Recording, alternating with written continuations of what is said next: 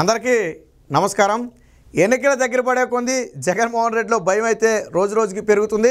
గతంలోనే ఎన్నికలకు చంద్రబాబు నాయుడు దూరంగా ఉంచాలని చెప్పి ఆధారాలు లేని ఒక కేసులో అరెస్టు చేసి 53 రోజుల పాటు జైల్లో పెట్టారు. పోనీ పెట్టారు, ఆధారాలు ఏమైనా సమర్పించారా అంటే నేటికి ఒక్క ఆధారం సమర్పించలేదు. సరిగదా, చివరికి హైకోర్టు చివాట్లు పెట్టింది. మీరు ఆరోపణలు అయితే చేశారు కానీ ఆధారాలు ప్రవేశపెట్టడంలో విఫలమయ్యారు.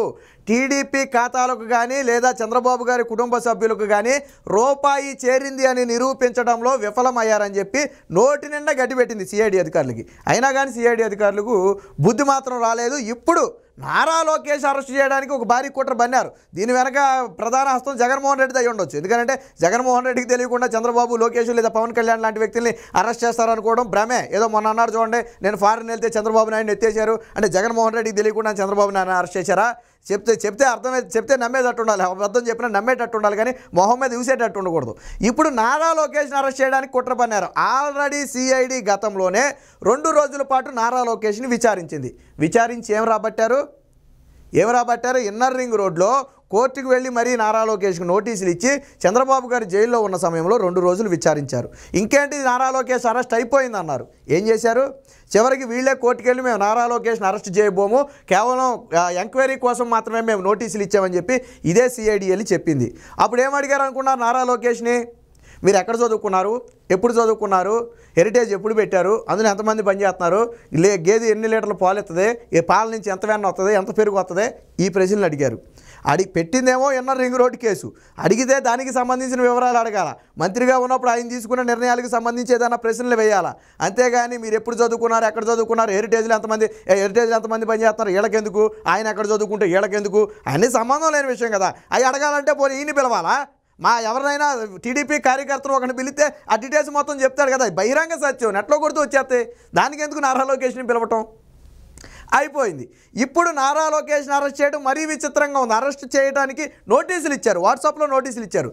ఎందుకు ఇచ్చారా అంటే రెడ్ బుక్.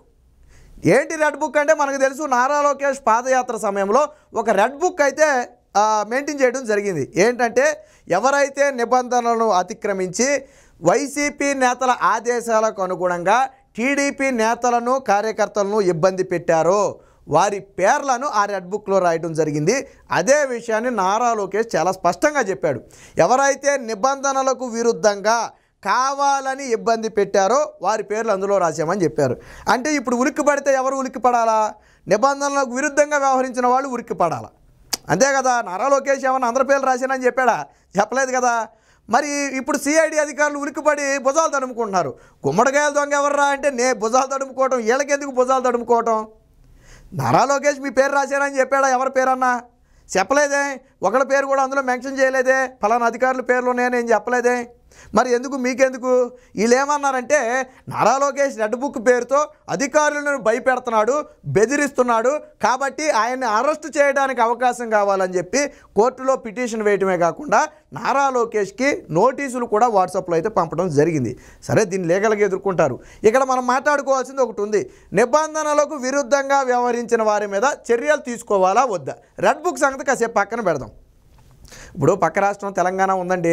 తెలంగాణలో రేవంత్ రెడ్డి ముఖ్యమంత్రి అయిన వెంటనే కేసీఆర్ ప్రభుత్వంలో విద్యుత్ బకాయిల మీద వెంటనే సమీక్ష జరిపి సంబంధిత వ్యక్తుల మొత్తాన్ని నా ముందుకు తీసుకొచ్చి నిలబెట్టండి అన్నాడా లేదా? తప్పు చేసిన వాళ్ళ మీద చర్యలు తీసుకోవడానికి ఎంక్వైరీ చేశాడా లేదా? చేశాడు కదా, వదిలిపెట్టలేదు కదా. అంటే తప్పు చేసిన వాళ్ళని ప్రభుత్వాలు మారిన తర్వాత విచారణ చేసి వాటి మీద చర్యలు తీసుకుంటాయి. ఇప్పుడు చంద్రబాబు నాయుడు ఉన్నాడు, ఆయన తప్పు చేశాడనే కదా మీరు కేసు పెట్టారు. మరి మీరెందుకు వదిలేలా? చంద్రబాబు నాయుడు స్కిల్ డెవలప్మెంట్ తప్పు చేశాడని మీరు కేసు పెట్టారు. సరే, ఆధారాలు ఉన్నాయా లేదా కాసేపు పక్కన పెడదాం. ఎందుకు వదిలేదు మీరు? అలాగే ఇప్పుడు మీరు తప్పు చేస్తే వచ్చే ప్రభుత్వం ఎందుకు వదిలేయాలి? మిమ్మల్ని ఎందుకు వదిలేయాలి? మీరు నిబంధనల ప్రకారం వ్యవహరించుంటే గుండెల మీద చేసుకుని పడుకోండి. మీరు నిబంధనల ప్రకారం వ్యవహరిస్తే ఏ అధికారైనా సరే గుండె మీద చేసి పడుకోండి, మీ జోలికి రారు. నిబంధనలు అన్నీ పర్ఫెక్ట్గా ఉంటే ఇదిగోండి సార్, ఈరోజు ఈ నిబంధనలు ఉన్నాయి, మీరు ఈ తప్పు చేశారు, మేము ఈ చర్య తీసుకున్నాం చెప్పండి. నారా లోకేష్ ఏం చెప్పాడు? వచ్చిన తరువాత వీళ్ళందరి మీద విచారణ చేస్తామని చెప్పాడు. అంతేగాని నేను కత్తిపెట్టుకు వచ్చి పొడిచేస్తాను అనలా. నారా లోకేష్ నేను గెలిచిన వెంటనే కత్తిపట్టుకుని వచ్చి పొడిచేస్తాను అనలా. విచారణ చేపిస్తాం, ఎవరు తప్పు చేశారా లేదా ముందు నిర్ధారణ చేస్తాం, చేసిన తర్వాత తప్పు చేశారు అని తేలితే అధికారులు మాత్రం చట్టపరంగా శిక్షిస్తాం. అంతేగాని ఉరిది చేస్తామని చెప్పలేదు, లేకపోతే ఈయన ఇంకోటి చేస్తామని చెప్పలా. ఏమన్నాడు? విచారణ చేసి నిజమని తేలితే చట్ట ప్రకారం, ఒకవేళ అది నిజమైతే దానికి ఎటువంటి చర్యలు తీసుకోవాలని చెప్పి చట్టంలో ఉందో అటువంటి చర్యలు తీసుకుంటాం, కోర్టు ముందు నిలబెడతాం, సంబంధిత చర్యలు ఏదైతే ఉంటాయో అవి తీసుకుంటామని చెప్పారు. ఇందులో ఎక్కడా తప్పు లేదే. మరి ఎందుకు సిఐడి అధికారులు ఇప్పుడు భుజాలు తడుముకుంటున్నారు నాకు అర్థం కాల. సిఐడి అధికారులు ఏం బెదిరించలేదు కదా. అలా అయితే మరి చంద్రబాబు నాయుడిని ఆధారాలు లేకుండా 53 రోజులు జైల్లో పెట్టారు. రేపు ఇప్పటికీ ఆధారాలు చూపించలేదు. రేపో మాపో క్వాష్ పిటిషన్లో ఆ కేసు కొట్టేయబడద్ది. అప్పుడు సిఐడి అధికారులు మరి 53 రోజులు జైల్లో పెట్టిన సిఐడి అధికారులను ఏం చేయాలి? ఒక మాజీ ముఖ్యమంత్రి, ప్రతిపక్ష నేత, 14 సంవత్సరాలు ముఖ్యమంత్రిగా ఉన్న వ్యక్తి, Z+ కేటగిరీ ఉన్న వ్యక్తి, దేశంలోనే పలుకుబడి ఉన్న వ్యక్తి, మరి ఆ తప్పు చేయకుండా మీరు జైల్లో పెడితే రేపటి రోజున అది తప్పు చెయ్యలేదు అని తేలితే కేసు పెట్టిన వాళ్ళ మీద చర్యలు తీసుకోవాలా వద్దా? వదిలేద్దామా? ఇప్పుడు నేనే ఉన్నా, ఇష్టానుసారం తీసుకెళ్ళిపోక 4 రోజులు జైలు వేశారనుకోండి, అది నిజమైతే నా మీద ఆరోపణలు కరెక్ట్ అయితే, అది నిజమైతే ఓకే చర్యలు తీసుకోండి, తప్పలేదు. బట్ నేను ఏమీ చేయకుండా ఏదో విమర్శించానో లేకపోతే నా మీద కక్ష ఉందనో తీసుకెళ్ళి ఏదో దొంగ కేసులు పెట్టి లోన పెట్టేస్తే రేపు పొద్దున వాళ్ళందరినీ వదిలేయాలా? వదిలేయడం కుదరదు కదా. అదే నారా లోకేష్ చెప్పాడు.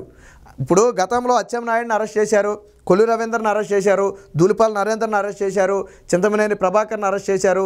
ఇలా ఒకళ్ళు కాదు, ఇద్దరు కాదు, చంద్రబాబు నాయుడిని అరెస్ట్ చేశారు, లోకేష్ని అరెస్ట్ చేయడానికి విశ్వ ప్రయత్నం చేశారు దాదాపుగా. ఇలా ఒకళ్ళు కాదు, ఇద్దరు కాదు, అనేక మంది నేతలను అరెస్ట్ చేశారు, అరెస్ట్ చేసే ప్రయత్నం చేశారు. ఏ ఒక్కరిపైనైనా ఆరోపణలు నిరూపించగలిగారా?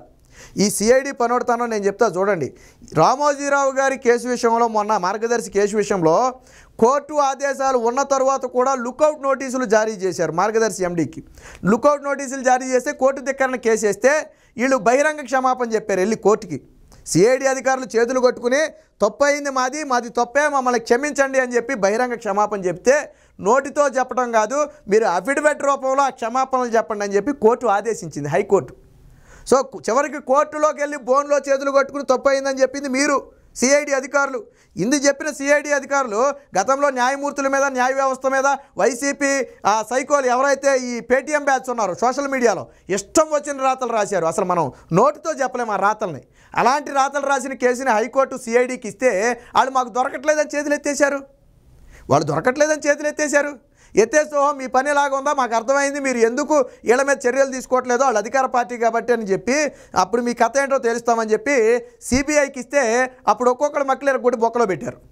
సిబిఐ ఏం చేసింది? వాళ్ళందరినీ మడతెట్టింది కదా, మడతెట్టి లోన్ పెట్టింది కదా సిబిఐ. మరి మీకెందుకు దొరకలా?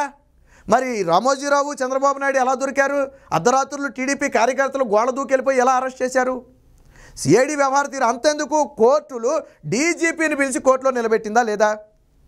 తప్పు జరిగిందని చెప్పి డీజీపీని నిలబెట్టి సెక్షన్లు చదివించిందా లేదా? గతంలో సవాంగ్ చదివించింది కదా, సిఎస్ను కోర్టుకు పిలిచింది కదా, కార్యదర్శులను పిలిచింది కదా, ఐపీఎస్లను పిలిచింది కదా, కోర్టు ధిక్కరణ కింద నాన్ బెయిలబుల్ వారెంట్లు జారీ చేసింది కదా, అనేక మంది బహిరంగ క్షమాపణ కూడా చెప్పారు కదా వెళ్ళి కోర్టులకి. మరి మీరు తప్పు చేసినట్ట కాదా? కోర్టులే చెబుతున్నాయి మీరు తప్పు చేశారు, కోర్టు ధిక్కరణకు పాల్పడ్డారని చెప్పి కోర్టులే చెబుతున్నాయి. నారా లోకేష్ చెప్పడంలో తప్పే ఉంది. నిబంధనలకు విరుద్ధంగా వ్యవహరించిన మాట వాస్తవం. వేలాది మంది టీడీపీ కార్యకర్తల మీద, నాయకుల మీద అక్రమ కేసులు పెట్టి వేధించిన మాట వాస్తవం. వీళ్ళు తలలు పగలు కొడితే వాళ్ళ మీద కేసులు పెడతారు, తలలు పగలు కొట్టేదేమో వైసీపీ వాళ్ళు, కానీ కేసులు మాత్రం దెబ్బలు తిన్న మళ్ళీ బాధితుల మీద, టీడీపీ మీదే కేసులు. చంద్రబాబు నాయుడు విషయం తీసుకోండి, అంగళ్ళ కేసు చంద్రబాబు మీద రాయేశారు.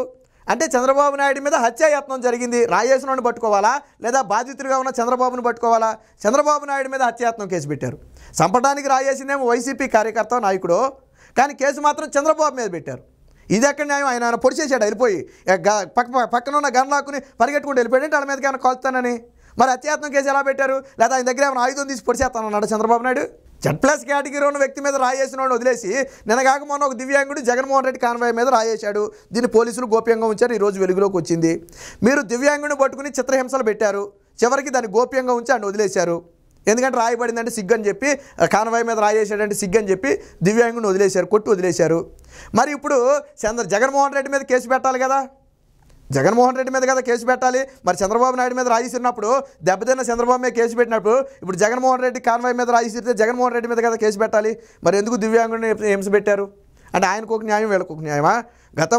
గతంలో డీజీపీ చంద్రబాబు గారి వాహనం మీద రాళ్ల దాడి, చెప్పులు దాడి చేస్తే అది భావ ప్రకటన స్వేచ్ఛ అన్నాడు. ఎక్కడ భావ ప్రకటన స్వేచ్ఛ నాకు అర్థం కాల. ప్రతిపక్ష నేత మీద దాడి చేస్తే భావ ప్రకటన స్వేచ్ఛ, ఇది పోలీసులు మాట్లాడిన తీరు. సో ఇలాంటివన్నీ ఘటనలు రాష్ట్రంలో జరిగాయి కాబట్టి 4 ఏళ్లుగా ఓపిక నశించి చూసి విసుగు చెంది ఇలా అయితే అధికారులు మారరు అని చెప్పి ఒక హెచ్చరిక జారీ చేశాడు. అధికారులు మీ పరిమితిలో మీరుండండి, చట్ట ప్రకారం వ్యవహరించండి. చట్టానికి విరుద్ధంగా ఈరోజు మీరు అధికార పార్టీ నేతలకు తలొగ్గి వ్యవహరిస్తే రేపటి రోజున ఇబ్బంది పడతారు, చట్టపరంగా అప్పుడు మీరు దోషులవుతారు. కాబట్టి అందరూ జాగ్రత్తగా ఉండండి అని చెప్పి నారా లోకేష్ ఒక హెచ్చరిక జారీ చేశాడు. అలా చట్టాన్ని కాదు అని ఎవరైనా చేతుల్లోకి తీసుకుంటే వారి మీద మేము ఖచ్చితంగా వచ్చిన తర్వాత ఒక ఎంక్వైరీ వేసి విచారణ చేస్తామని చెప్పాడు. ఇందులో తప్పేమీ లేదే. దానికి అధికారులను బెదిరించాడు. రెడ్ బుక్ పేరుతో అధికారులను భయపెడుతున్నాడు. రెడ్ బుక్ పేరు చెప్తే ఎవరు భయపడాలి? నేను ఇందాకే చెప్పా, ఎవరు భయపడాలా? తప్పు చేసిన వాడు భయపడాలా. మీరు భయపడుతున్నారు అంటే మీరు తప్పు చేసినట్టు ఒప్పుకున్నట్టే. ఇదే జగన్మోహన్ రెడ్డి ఎయిర్పోర్ట్లో 2 ఏళ్లలో నేను ముఖ్యమంత్రి అవుతున్నా, మీ అంతు చూస్తానని చెప్పి గతంలో బెదిరించాడు. మీరు మర్చిపోయి ఉండొచ్చు. ఒక మహిళా సీఐని రోజాను అరెస్ట్ చేసిన క్రమంలో గతంలో ఒక మహిళా సీఐ మొహం మీద పెట్టి నీ అంతు చూస్తాను నేను వచ్చిన తర్వాత అని చెప్పి జగన్మోహన్ రెడ్డి బెదిరించాడు. మరి ఇది సంస్కారమా? చంద్రబాబు నాయుడిని నడి రోడ్డు మీద కాల్చాలి అన్నాడు, ఇది సంస్కారమా? చంద్రబాబు నాయుడిని నడి రోడ్డు మీద ఉరిదీయాలన్నాడు, అది సంస్కారమా? జగన్మోహన్ రెడ్డి సంస్కారమా? ఇలా మాట్లాడితే చాలా వస్తాయి వైసీపీ నేతలు మాట్లాడిన మాటలు. కాబట్టి నారా లోకేష్కి జగన్మోహన్ రెడ్డి భయపడ్డాడు. చంద్రబాబుని అరెస్టు చేసి చివరికి నిరూపించలేక చేతులు ఎత్తేసి ఇప్పుడు వచ్చే ఎన్నికల సమయానికి కనీసం లోకేష్ నాన్న లోన పెడితే కొంత రాజకీయంగా లబ్ధి పొందొచ్చనే కుట్రలో భాగంగానే ఇప్పుడు ఒక దొంగ కేసును మళ్ళీ ఒక పెట్టే ప్రయత్నం చేశారు. ఖచ్చితంగా ఇది న్యాయస్థానాల్లో అయితే నిలబడే కేసు కాదనుకోండి. ఏది ఏమైనా సిఐడి అధికారులు కానివ్వండి, జగన్మోహన్ రెడ్డి కానివ్వండి, మరొకసారి నారా లోకేష్ అరెస్టుకు భారీ కుట్ర పన్నారు.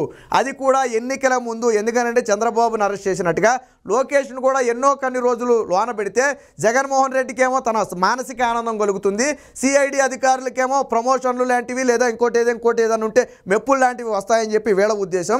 ఆయనకి మానసిక ఆనందం. దీనికోసమే లోకేష్ అరెస్టుకు ప్లాన్ చేశారు తప్ప ఇందులో ఎటువంటిది లేదు. ఇది న్యాయ సమీక్షకు ఎట్టి పరిస్థితుల్లో నిలబడేదే కాదు. దీన్ని తెలుగుదేశం పార్టీ న్యాయపరంగా ఎదుర్కోవడానికి కూడా సిద్ధంగా ఉంది.